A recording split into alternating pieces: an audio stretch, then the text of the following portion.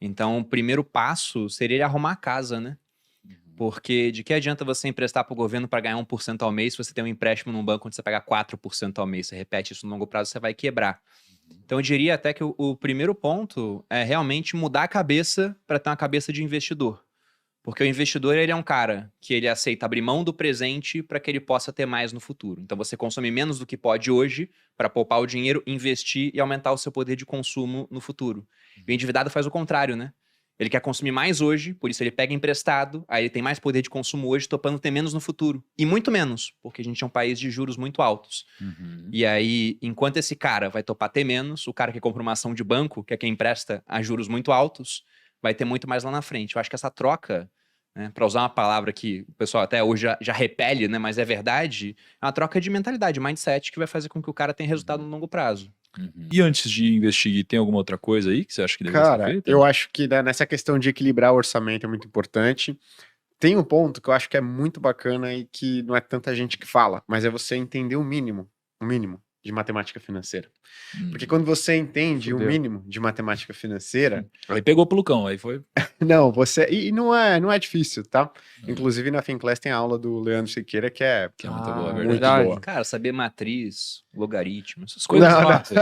não é não. Mas quando você Aquela entende o calculadora. básico de matemática financeira, você consegue entender, por exemplo, o que o Perini falou, que você pegar dinheiro emprestado a uma taxa de 3% ao mês, no médio e longo prazo, em 3, 4, 5 anos, vai fazer uma baita diferença do que você investir 1% ao mês. Você fala, poxa, 2% ao mês de taxa não é muita coisa, né? Eu pego emprestado a 3% e eu consigo investir a 1%. Mas se você levar isso para 5 anos, para 10 anos, a gente está falando uma diferença aí, que eu fiz as contas antes de chegar até, de R$500 mil entre poupar R$500 por mês e pegar emprestado R$500 por mês. Há uma taxa de tô investindo 1% ao mês ou tô pegando emprestado a 3% ao mês? Então, olha a baita diferença. E uma pessoa que entende matemática financeira, não só o conceito de endividamento, ela começa a entender, opa, vou travar aqui, mas ela deixa de cair em vários golpes. Ela fala assim, poxa, tem algum produto aqui me oferecendo 10% ao mês. 10% ao mês não parece muita coisa. Mas se a pessoa pegasse, né, desse anúncio, pegasse esses 10 mil que ela investiu no anúncio no Instagram, colocasse nesse produto que ela está te prometendo 10% ao mês, você veria que em poucos anos ela ficaria bilionária. Que ela tá deixando de ficar bilionária para pagar esse anúncio aqui no Instagram, 10% ao mês, né? E ela começa a enxergar que 15% ao ano, 12% ao ano, é uma baita taxa de rentabilidade. Então, entender matemática financeira, o básico, e não é difícil, gente. É assim, uma semana se dedicando, né, a aprender os conceitos básicos de matemática financeira, pô, você já tem uma baita evolução. Olha só, então, agrupando aqui, primeiro de tudo, você deve quitar suas dívidas, né? Porque se você começa a investir antes de pagar alguma dívida que de fato você deve, na verdade, você só está se enganando, né? É a única coisa que você está fazendo, porque não tem um investimento que renda mais do que a sua dívida cresce, né? O seu passivo ele sempre vai crescer a um ritmo completamente diferente, então não adianta você querer investir antes disso, porque senão você só vai perder dinheiro de uma forma sistemática, tá?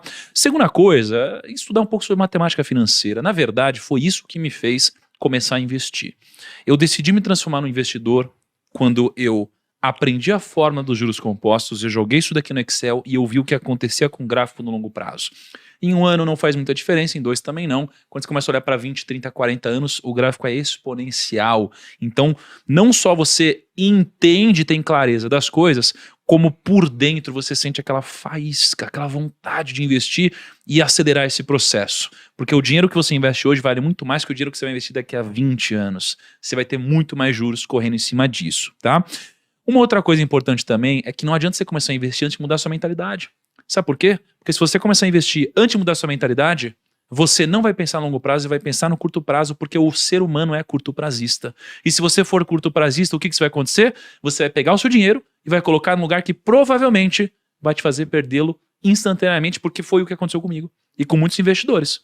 Você começa querendo ficar rico rápido, você coloca o seu dinheiro na bolsa de valores, achando que essa é a melhor forma para enriquecer, mas você vai quebrar a cara porque você vai ter, com excesso de ganância, né, provavelmente um mau processo de tomar decisão. E por último, antes de começar a investir, a gente precisa montar uma reserva de emergência.